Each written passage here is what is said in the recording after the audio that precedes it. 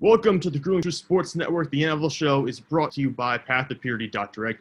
You can check it out for the highest grade CBD available and you get 2 months supply price of one. I'm your host today for the NFL show, Sam Teets. Unfortunately, my usual co-host, Mike Gasser, couldn't be here, but I have someone even more amazing. Member of the Kanas City Chiefs Hall of Fame, All-Pro kicker, Nick Lowery. How are you doing today, Nick? Good. How are you? I'm doing great. It's to have you on here. We will obviously be uploading the show as soon as it's done. But before we get into talking about the Super Bowl, which is primarily what I wanted to ask you about today, I have to know, what was it like inducted into the Chiefs Hall of Fame in 2009? And where does that rank among your career accomplishments? Well, that's pretty near the top. I mean, I've been very, very lucky. By the way, let me turn off my ringer so we don't get distracted here. I've just been so lucky. I mean, how many people would you say been next door neighbors, first starting when I was 6, to move in next door to newly elected Supreme Court Justice Byron White.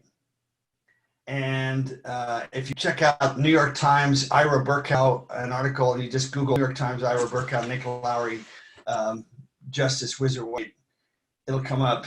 And our relationship, which was a different kind of relationship because he was, such an extraordinary human being, led the NFL in rushing 2 times in the 3 years he played for 2 different teams, the Pittsburgh Steelers and the Detroit Lions, and then to be next door neighbors with a guy named Muhammad Ali until he died a few years ago. I mean, that's just ridiculous. And then to have a wonderful father and mother, and so those are the most important things. But 10 Outstanding Young Americans Award in 1991 from USJCs, which apparently doesn't exist anymore, but it gave that award to Elvis Presley and JFK and Robert Kennedy and, some extraordinary human beings. To win that was pretty wonderful. And then to win the Justice Byron Wizard White Award is huge. But I would say being in the Chiefs Hall of Fame is a huge thing. To be on the wall next to Marty Schottenheimer, who was just put in hospice, according to his family, yesterday, the greatest coach I ever had. And I was lucky. I had Marv Levy as a coach breaking in with the Chiefs, who became a Hall of Fame coach with Buffalo, but certainly was a great coach as well. But to make it in the Hall of Fame for the Chiefs is huge. To have my family there on the field, all of them wearing my jersey, I made sure of that. Standing next to me, my twin sister, my older twin brothers, all wearing that jersey, and their children. That's pretty huge. I think Byron White and Muhammad Ali would say, "What have you done for me lately?" To be grateful, always grateful for those things, but to keep living, to keep creating new ways to make a difference. So I love my life now, Sam. I love the chance to do work with the homeless, Champions for the Homeless, and rewrite the way a community relates with the homeless, to put a human face on the homeless with the homeless here in Phoenix. We became the first city in the country through my foundation to provide free testing, for COVID testing for the homeless, which was featured on Fox News back in late April. And, that's really up there too, frankly, because I have a chance today to use those lessons, to use the confidence, to use the recognition, but most importantly, to keep growing in heart and spirit, to use those successes, those so-called life trophies, to make something that connects with real people that aren't just trophies, but real living and breathing human beings. That's the best blessing of all. Yeah, and we thank you, obviously, for everything you've done for people during this trying time. I looked you up and I saw what you've done for homeless people. I mean, you're a great guy. We really, the country appreciates everything you've done. Doesn't mean I'm a great guy, but it does mean that I love doing what I'm doing in my life, and I appreciate it. And, that's the other battle is, getting caught up with your clippings and not being a good person in real life. So, but thank you for saying that. I hope I am. I hope I'm continuing to grow in empathy and kindness. But I'm also a driven person, and in today's society, I think we'd all agree, work ethic and focus are not what they might be, and helping people to shift from thinking about work ethic to finding what they love, that have a passion for, and then diving into it. I bet you feel a little bit like that with this show. You're diving into the things you love doing, Sam, right? No, I really do. I love being able to talk to legends like you. And you mentioned Marty Schottenheimer, speaking of legends, I mean, he is one of the greatest coaches in NFL history. And look at some people who are even on his staffs at times, either as coordinators or just assistants, guys like Bill Cowher, Tony Dungy, who are in the Hall of Fame. I mean, isn't it about time another great Marty coach. Schottenheimer gets in the Hall of Fame? Well, I hope so. Unfortunately, just like me as a kicker, I didn't play in a Hall of Fame team. Neither did, Super Bowl champion. Neither did Dan Marino and, a lot of people. If you look back to that last year he coached with San Diego when they were 14-2 and they intercepted Tom Brady in 2006. And if that defensive back had just gone down to the ground and protected the football, they would have been heading to the Super Bowl, not Tom Brady. And Marty Schottenheimer might well have that. But if you look at his record, there's almost no one that has as many wins. I think it was 221. I mean, it's a lot of wins and a very high winning percentage. And then, of course, the 2 games where he lost to John Elway in the last seconds for Cleveland, Some would say he wasn't the greatest playoff coach because of that, but your players have something to do with that as well. So yes, he should be in the Hall of Fame, and he's in my Hall of Fame as being a really interesting combination of being tough as hell, full of character, and yet compassionate. The very first time, Sam, that he spoke to our team, Carl Peterson was there, and he brought in Marty. So we got to give credit to Carl for having the wisdom to hire Marty. And then later Dick Vermeil, who's another one of my favorite coaches of all time. And Marty's standing there, and I'm sitting in the front row, and I could see his hands are slightly shaking. And to me, my interpretation then was, this guy cares so much. He may be tough, maybe a little intimidating, but under all that, he cares. And that was sustained when Eric Bieniemy, who frankly should have been hired already as the next head coach of some team, and they're really blowing it by not hiring him, because I think he will be a great head coach. We're lucky to have him in Kansas City. Back then, in 1992, he was leading the kickoff return up the field, and I had to try to hit him to take him out of the way so that we had a chance to tackle the returner behind him. And he must have launched me 5 yards in the air as we came sidelines, and I landed on my side and cracked a rib. I found out later, and Marty ran over, and all the air went out of my lungs. And Marty was right there, and I was like, he does care. So here's to Marty Schottenheimer. Here's to his family, Pat and Brian, who's just hired by the new head coach for Jacksonville. And Kurt Schottenheimer, who is my special teams coach and became an excellent defensive coordinator afterwards in the league with Detroit and I think San Francisco. That whole family, but particularly to Marty. I'll never forget, Sam, you're making me well up all these different memories. 1992, after the season, I'm thinking, oh gosh, I'm not going to make it in the Pro Bowl again, even though I had a great year. I was 22 for 24, but we didn't have a great offense that year. And that's the year we fired our offensive coordinator and replaced him with Brian Hackett and a guy named Joe Montana. But at the end of that previous year, I'm out on the practice field thinking there's no way I made the Pro Bowl. And Brian Barker, my holder, who went on to be the punter for Jacksonville, and I think he was all-pro with Philadelphia. But anyway, he said, there's Marty coming up, and it's a gray, overcast day in Kansas City on the practice field, and he's walking up all by himself. He never came out before practice like that. And I'm thinking, what did I do wrong? Oh, no. And Marty gave me just a little bit of a shy, wry grin and said, congratulations, you made the Pro Bowl. And I have no doubt that was Marty Schottenheimer helping make sure that happened. So there were a lot of years in the 80s when I was, 25 for 28 in 1985. I had a ton, 4 50-yarders and, just crushed the ball, had a great year. I should have made it, and I wasn't because we didn't have a great offense and didn't have a winning team. So there's another lesson from that is when Marty came and we were a winning team, a winning organization. And Carl Peterson came and hired Tim Connolly. We filled up Arrowhead Stadium, and we started beating teams regularly. Suddenly, I started getting elected to the Pro Bowl. So I owe Marty a great deal.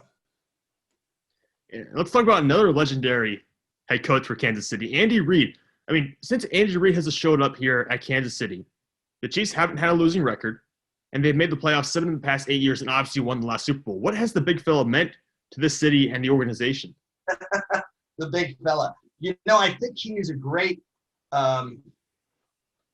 perfect compliment because the Lamar Hunt and Clark Hunt legacy is a family-oriented ownership that allows the coaches and the general manager, for the most part, to just do their thing. That's really hard for a big ego owner who has lots of money, and they get their egos out of the way to help the team win. And Andy is that kind of guy. You have to have an ego to play and be at that level, but he's humble and he cares, and he is a big papa bear to his players. And as Dick Vermeil said to me on a show, I interviewed him actually a week ago, and we played it yesterday.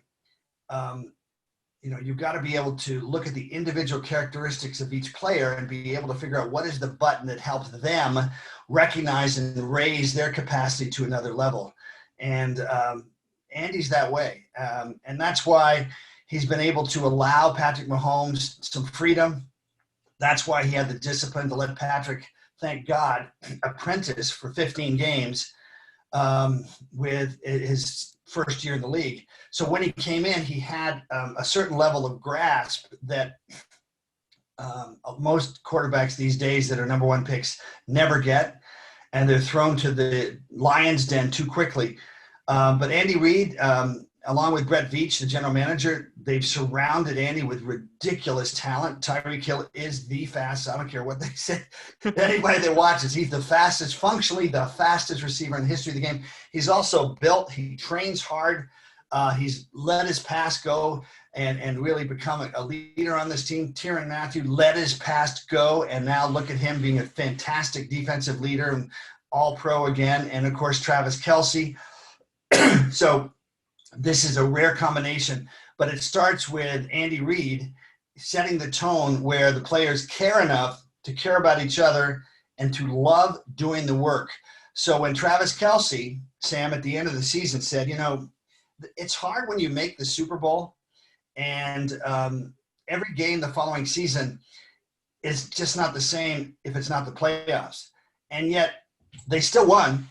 Yeah. They set an NFL record with 7 regular season and made it an 8th into the consecutive game going into the playoffs where they won by less than a score, but won. They found a way to win. And I think that's what's going to happen in this game is they just know this is a different level. They're practicing all week. I think tomorrow they leave for Tampa with all the COVID stuff. I think that's the smart thing to do, to stay away from the distractions and the risks, because they can control their so-called antiseptic environment more with what they know in Kansas City.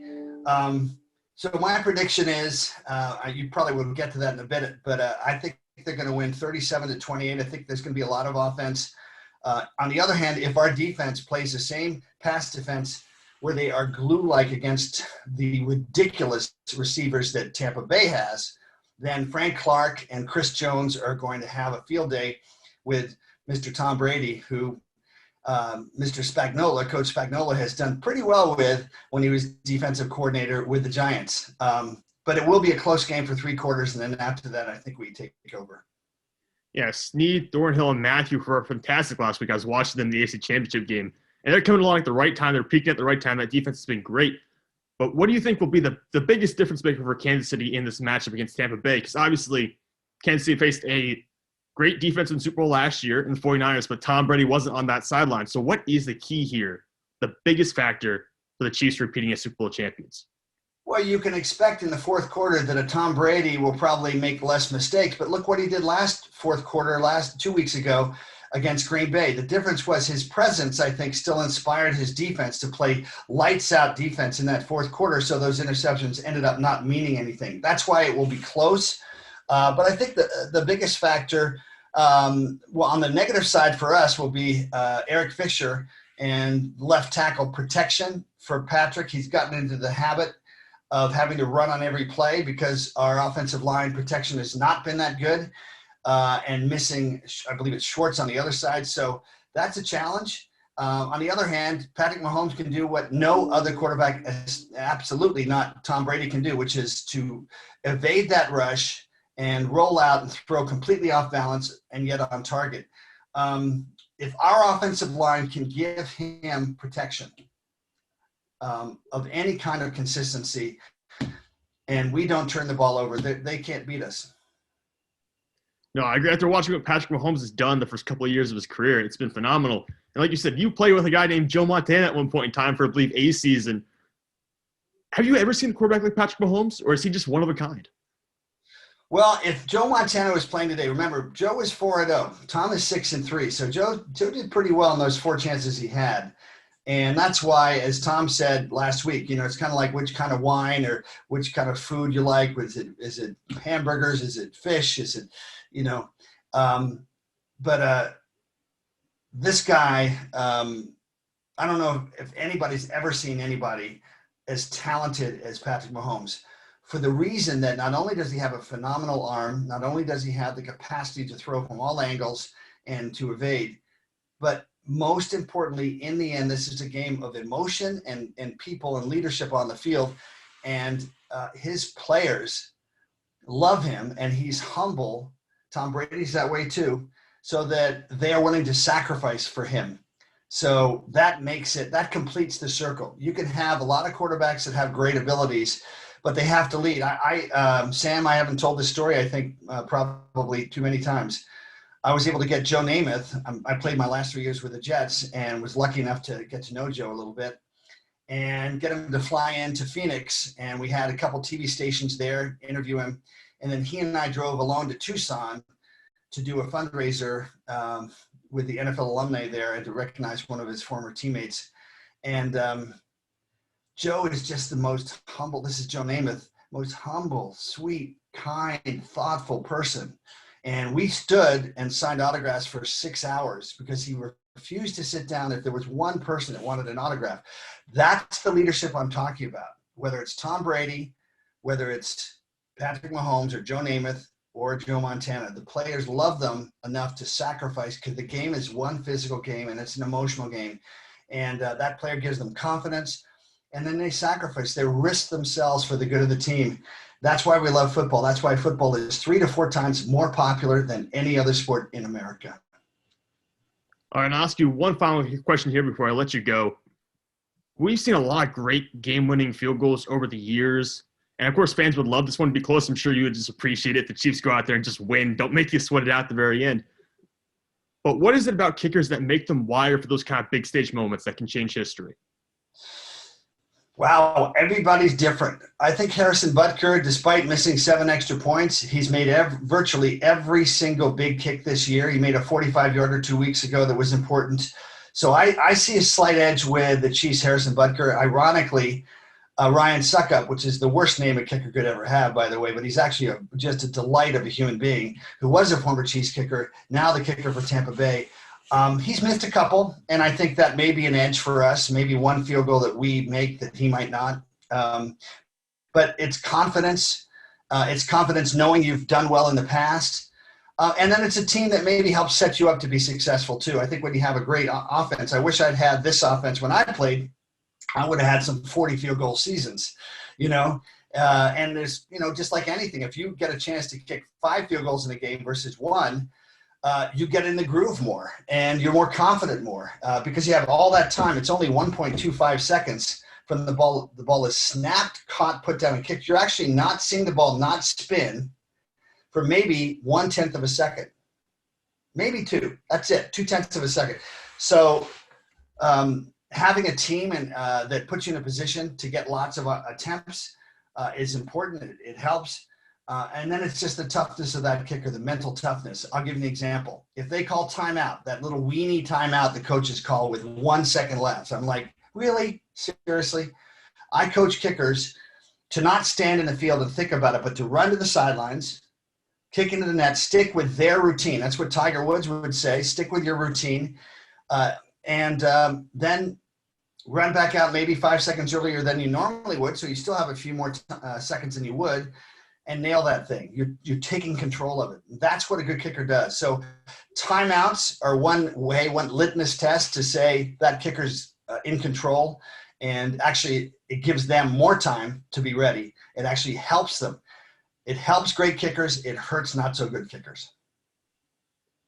All right, Nick, I appreciate you coming on the show today. Quick reminder, the Grueling Truth will be back live tomorrow at 1 o'clock. We'll pick our Super Bowl back with Mike again and some guests as well. But Nick Lowery, go ahead. I'd love for anybody that's interested in the work we do. You can Google my name, Nick Lowery, and Champions for the Homeless, and there's some great stories there. Or go to Nick Lowery, NickLowery.org. And one of my purposes, as we started this show with, is to help people find their own purpose. So it makes a difference, makes your life really mean something, whether you're 70 or 7. So go to NickLowery.org, and hopefully that'll inspire you to find something that completes your life, no matter how successful you already are. I encourage all our listeners to go check those sites out. And again, anything you can do helps the society right now. So Nick Lowery, thank you for everything you've done. Thank you for coming on the show today. I appreciate it quite a bit. See you next. Have a good day. Bye-bye. Go Chiefs.